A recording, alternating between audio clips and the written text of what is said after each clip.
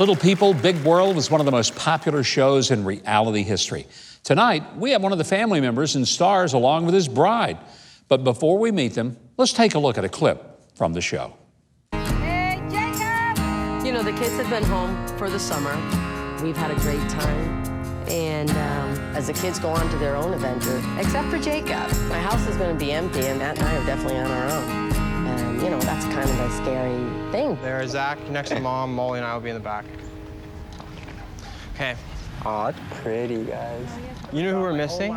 Rocky. He used to always be in the front. I know. He used to always be, like, right here. I know. I was thinking about Rock, too. There's couches or pillows behind the table. When I walked into the kitchen, I totally thought it was Rocky laying down. Oh, he's a wow.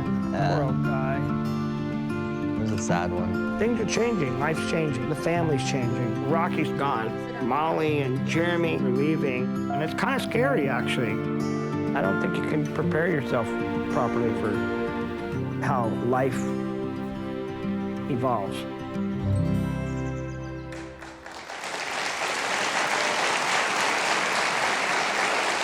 America, watch my next guest get married on the popular reality show, Little People, Big World. They're now sharing the secrets of a solid, faith-centered marriage in their new book.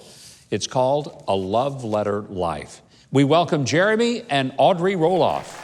We're happy to have you guys here. Thanks for having us. Yeah, pleasure. Now, you write a book about the love life, and look, it's a little different background. I mean, you come from a very interesting family. You've grown up on television. The whole world's been watching you. How hard is it to adjust from this very public reality TV life to marrying somebody and trying to keep a few things to yourselves? Yeah, well, it's funny you say that because we literally just wrote a book about everything that about everything in your lives that wasn't told, right? Yeah, so it's kind of funny. It was a little bit of an adjustment, but I feel like a couple years ago, there's a stirring in my heart. I was just like, how much longer do I want to be doing this? It's been a long time. Yeah. I think I was 12 or 13 years old when the whole show started. And so marrying Audrey was kind of the first, I think that's when the Lord first started to stir in my heart. Like, okay, like I've got a job for you to do, you know, a mission, and I've equipped you very well. And it's getting time to maybe jump ship and go do some other things. And so 2 years into marriage, we decided to do that. So where did you meet? How did that happen? So we met essentially on a blind date. We were set up by two of our trusted friends who thought we'd be good together. You still trust those friends? We do. We do, Good. yeah. That's good to hear. Yeah. So yes, we essentially met on a blind date before church, and Jeremy pursued me for 2 years. We were just strictly friends, and then decided to date by culture's standards about 10 days before he went off to film school in Santa Barbara. So we did 3 years long distance, hence the letters, and Jeremy wrote me hand-typed letters on a typewriter. And that was a huge part of our love story. And so then we got married, and we kind of tell the journey to our wedding day in the book. And Here we are. Here we are. So what are the great challenges that you still find, even though you're both strong Christian believers, you love God, you love each other, you love the Bible, but that doesn't mean that you don't have some conflicts? Absolutely. Totally. Well, I think like currently we live, our generation specifically, and like the millennials, we're with Instagram, we're painting this picture perfect version of everything. And so we're inundated with highlight reels, right?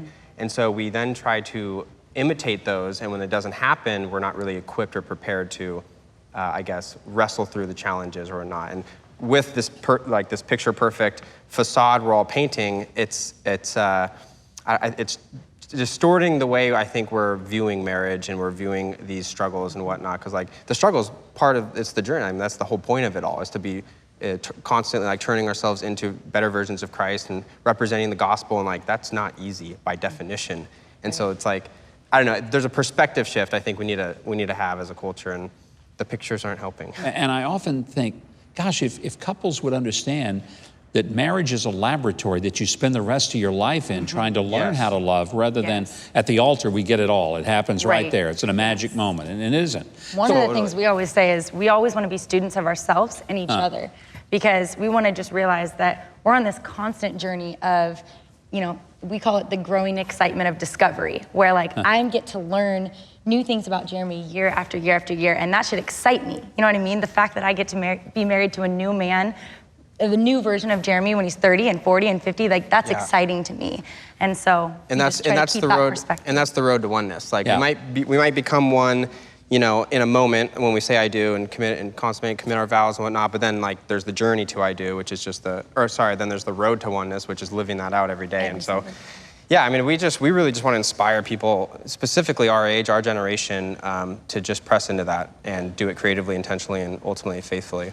Well, you're going to find Jeremy and Audrey Roloff's new book, A Love Letter Life, along with their behind-the-scenes podcast, The Marriage Journal Tool. That'll help your marriage and much more at theroloffs.com. You can also follow them on Facebook and Instagram at Jeremy Roloff and at Audrey Roloff.